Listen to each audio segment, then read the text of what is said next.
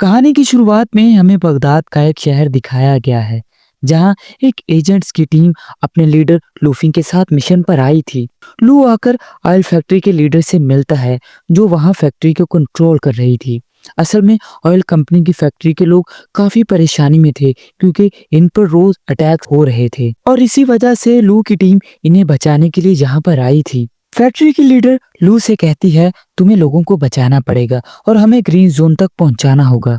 इसके बाद हमें एक आदमी दिखाया जाता है जिसका नाम क्रिस था, जो एक गांव में रहता था। इसका भाई इसके पास आता है और कहता है, मैं तुम्हारे लिए एक मिशन लाया हूँ। इसे कंप्लीट करने के बाद हमें बहुत सारे पैसे मिलेंगे। हमें एक बस में कुछ लोगों को किडनैप करना होगा। क्रिस जब अपने भाई की बात सुनता है तो वो मना कर देता है, क्योंकि क्रिस ने कभी कुछ गलत काम नहीं किया था। इसके बाद हमें क्रिस के गांव में एक आदमी दिखाया जाता है जिसका नाम ओवन था, जो जमीन के नीचे से पानी निकालने का काम करता था। क्रिस के गांव में भी पानी की काफी कमी थी। वो अपने गांव वालों से बहुत प्यार करता था, इसलिए वो ओवन को बुलाता है ताकि जमीन से पानी निकाल सके।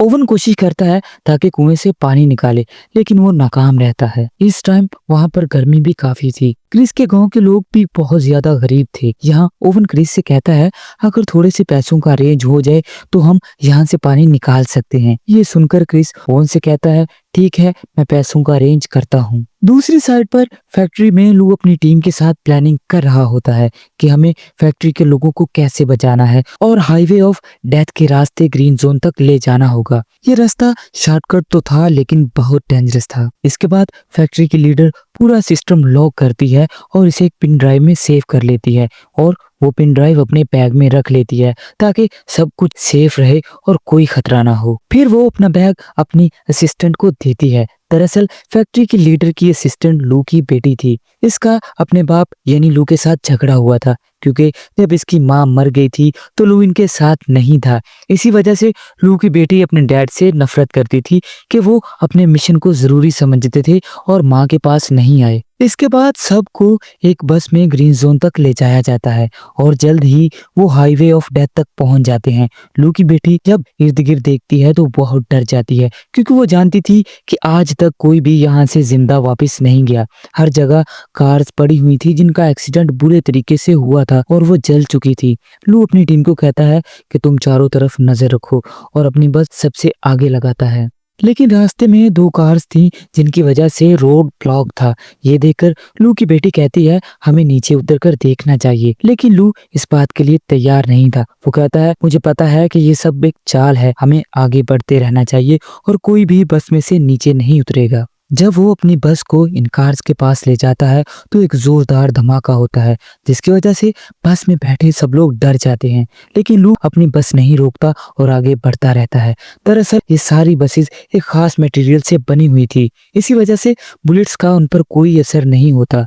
लू अपनी बेटी को कहता है, जो कार बीच में खड़ी थी वो हमें कंफ्यूज करने के लिए ही खड़ी की गई थी। अब जब वो आगे बढ़ते हैं, लू को एक बड़ा रेत का तूफान अपनी तरफ आता हुआ दिखाई देता है, लेकिन वो इस तूफान से भी नहीं डरता और बस के साथ आगे बढ़ने का फैसला करता है। इधर क्रिस की टीम भी वहां पर पहुंच जाती है और एक बस को हाईजैक कर लेती है। जैसे हमें पहले पता था कि क्रिस को पैसों की जरूरत थी, इसी वजह से वो सब कुछ कर रहा था। अब जब थोड़ी देर बाद तूफान रुक जाता है तो वो देखते हैं कि एक बस वहां से गायब है, जिसमें ऑयल फैक्ट्री की लीडर भी थी। फिर लू की टीम की एक लड़की से कहती है कि मैंने उस बस को दूसरी तरफ जाते हुए देखा था। इसके बाद लू एक हेलीकॉप्टर बुलवाता है ताकि बस को जल्दी से जल्दी ढूंढ सके। इस काम में लू की बेटी भी साथ जाने की जिद करती है। लू अपनी बेटी को भी हेलीकॉप्टर में बिठाता है और बस को ढूंढने के लिए निकल जाता है। थोड़ी दूर जाने के बाद लू हेलीकॉप्टर से एक ट्रक को देखता है और समझ जाता है कि असल में जो रेत का तूफान आया था वो तूफान दुश्मनों ने खुद बनाया था।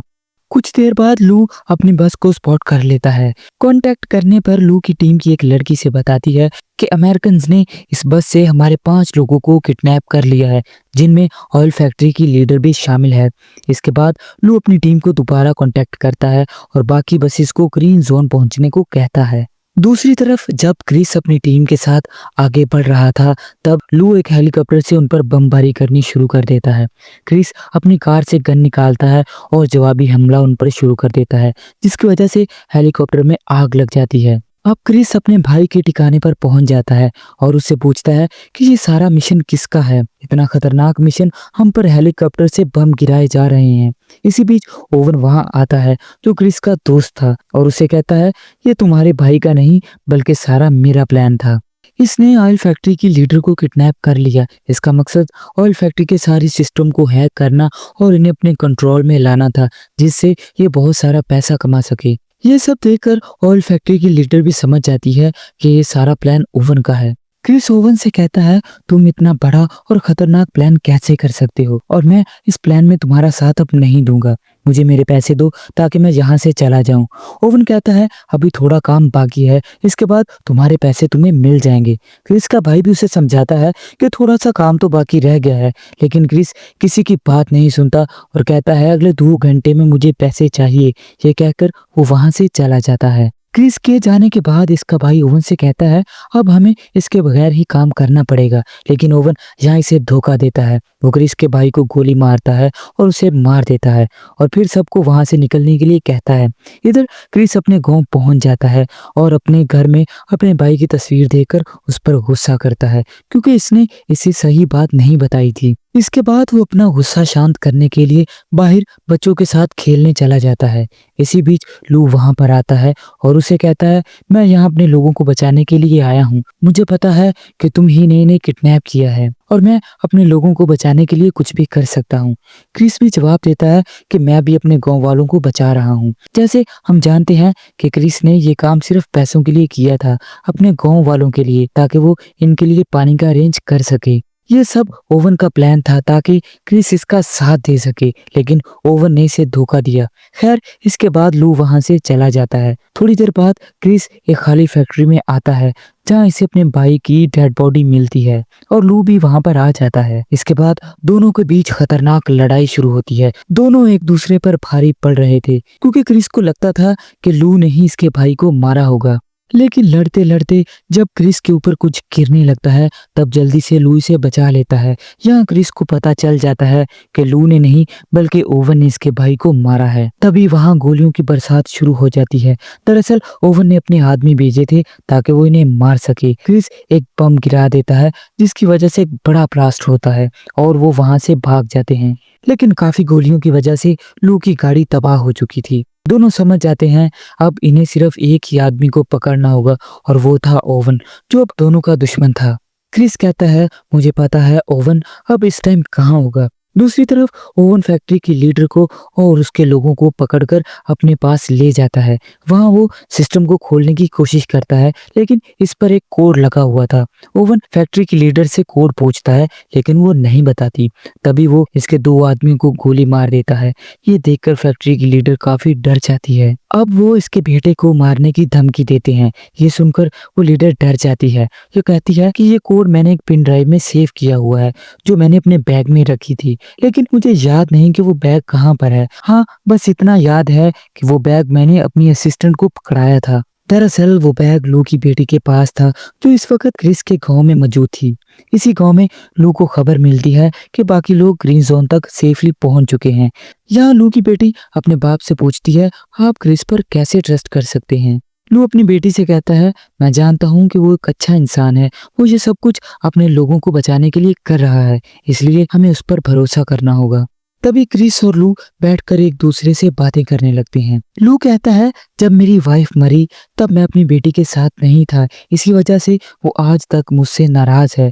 मैं इस मिशन में भी इसीलिए आया हूँ ताकि अपनी बेटी को बचा सकूं, जो यहाँ पर एक ऑयल फैक्ट्री में काम करती थी। क्रिस कहता है फिक्र मत करो, सब कुछ ठीक हो जाएगा, हम सबको बचाएंगे और अब हम एक साथ मिलकर लड़ेंगे। वो भी ये बातें कर ही रहे थे कि कुछ लोग उनके गांव पर हमला कर देते हैं। यहाँ इन्हें पता चलता है कि ये हमला करने वाले ओवन के लोग थे जो लू की बेटी के पास आए थे, क्योंकि इसके पास वही बैग था जिसमें वो पिन ड्राइव थी। इनके पास बहुत सारे खतरनाक वेपन्स थे।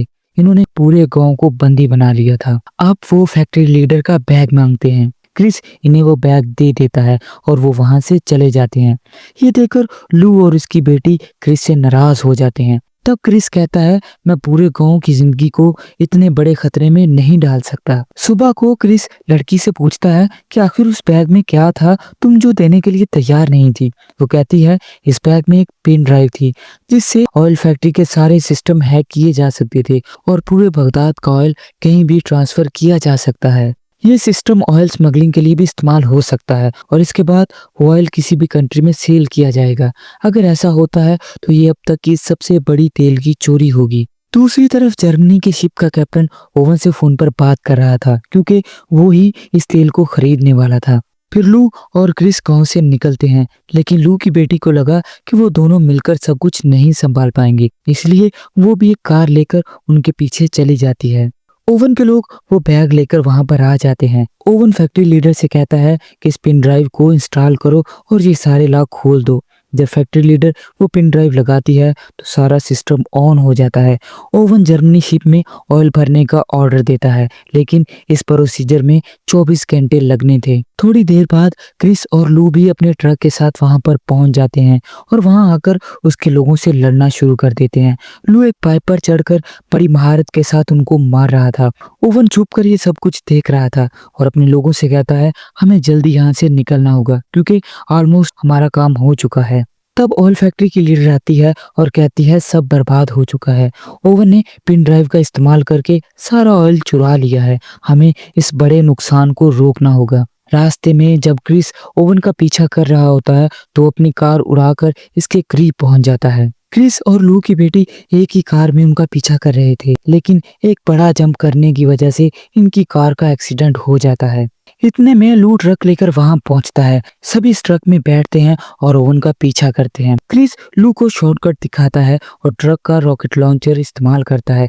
ये वही रॉकेट था जिससे पहले इन्होंने फेक स्टॉर्म बनाया था। वो जल्द ही ओवन के करीब पहुंच जाते हैं और अपना ट्रक उसके साथ टकरा देते हैं, जिसकी वजह से एक बड़ा धमाका होता है और इसी दौरान ओवन भी काफी जख्मी हो जाता है, लेकिन वो दोबारा से एक दूसरी गाड़ी में बैठकर वहां से भाग जाता है। वो जल्दी से भागता है, लेकिन उसे नहीं पता कि आगे कितनी बड़ी खाई है, इसलिए वो वहां से गिर जाता है और मर जाता है। लू और इसकी बेटी एक पत्थर पर गिरते हैं और बच जाते हैं, लेकिन इन्हें क्रिस कहीं नहीं दिखाई देता और इन्हें लगता है कि शायद वो भी मर गया है। लू की बेटी अपने बाप की एक डायरी देखती है जिसमें वो अपनी माँ की तस्वीर देखती है। लू कहता है कि मैं हमेशा तुमसे और तुम्हारी माँ से प्यार करता था, लेकिन उस टाइम मैं मिशन पर फंसा हुआ था।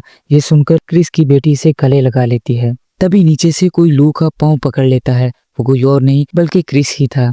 वो दोनों मिलकर इसे ऊपर खींच लेते हैं, जिसकी वजह से ये तीनों की जान बच जाती है। थोड़ी देर बाद दिखाया जाता है कि इन्होंने जर्मनी शिप को भी पकड़ लिया है जिसमें ऑयल स्मगल किया जा रहा था। पानी क्रिस के गांव में पहुंच चुका था। सभी लोग ये देखकर बहुत खुश थे और क्रिस लू से ये भी वादा करता है कि अगर किसी मिशन में मेरी जरूरत पड़ी तो मैं हाजिर हूँ। इसी के साथ ये कहानी यहीं पर खत्म होती है।